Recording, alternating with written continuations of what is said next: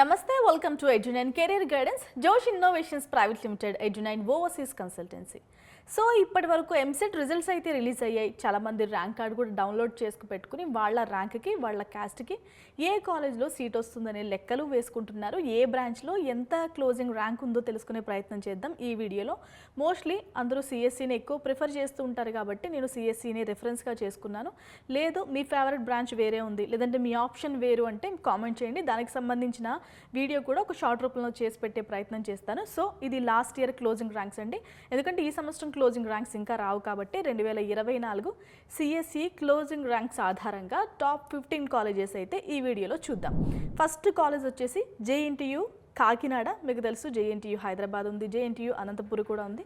So JNTU కాకినాడలో గనక మనం బీటెక్ చేయాలి అంటే మన క్యాస్ట్ ఆధారంగా ఎంత ర్యాంకు వచ్చి ఉంటే మనకు అక్కడ అడ్మిషన్ వస్తుందో చెక్ చేద్దాం. First of all OC general category check చేద్దామండి.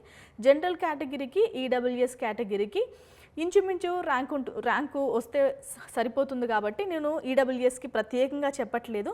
ఇది కాలేజ్ కోడ్ వచ్చేసి జేఎన్టీయూకే. ఈ కాలేజ్ కోడ్స్ అనేవి మనకి కౌన్సిలింగ్ టైంలో చాలా ఉపయోగపడతాయి. ఇది ఈస్ట్ గోదావరిలో ఉంది, కాకినాడ రీజియన్లో. ఇది ఆంధ్ర యూనివర్సిటీకి సంబంధించిన లోకల్స్ ఎవరైతే ఉంటారో వాళ్ళకి దీంట్లో 85% రిజర్వేషన్ అనేది ఉంటుంది. మీకు తెలుసు ఆంధ్ర యూనివర్సిటీ, ఎస్వియు యూనివర్సిటీ అని సెపరేట్గా ఉంటాయి, అంటే local non local. Andhra university వాళ్ళకి ఎస్వియు యూనివర్సిటీ వాళ్ళు నాన్ లోకల్ అవుతారు, ఎస్వియు యూనివర్సిటీ వాళ్ళకి ఆంధ్ర యూనివర్సిటీ వాళ్ళు నాన్ లోకల్ అవుతారు. సో కాలేజ్ కూడా మనకి అప్పుడప్పుడు రిపీట్ అవుతూ ఉంటాయి. దానికి సంబంధించి ఆంధ్ర యూనివర్సిటీయా లేదంటే శ్రీ వెంకటేశ్వర యూనివర్సిటీ రీజియన్ అనేది మనం చెక్ చేసుకోవాలి. అసలు బాయ్స్ ఓసీ బాయ్స్ అయితే 2600 లోపు గనక ర్యాంక్ వస్తే సిహెచ్సి బ్రాంచ్ అయితే మనకి జేఎన్టీయూ కాకినాడలో వస్తుందండి. ఇక గర్ల్స్కి అయితే ఇంచుమించు 3000 లోపు ర్యాంక్ వస్తే మనకి జేఎన్టీయూ కాకినాడలో వస్తుంది. ఎస్సీ బాయ్స్ అయితే కనుక 6300 లోపు రావాలి. ఎస్సీ గర్ల్స్ అయితే 6300 లోపు అయితే ర్యాంక్ వచ్చి ఉండాలి.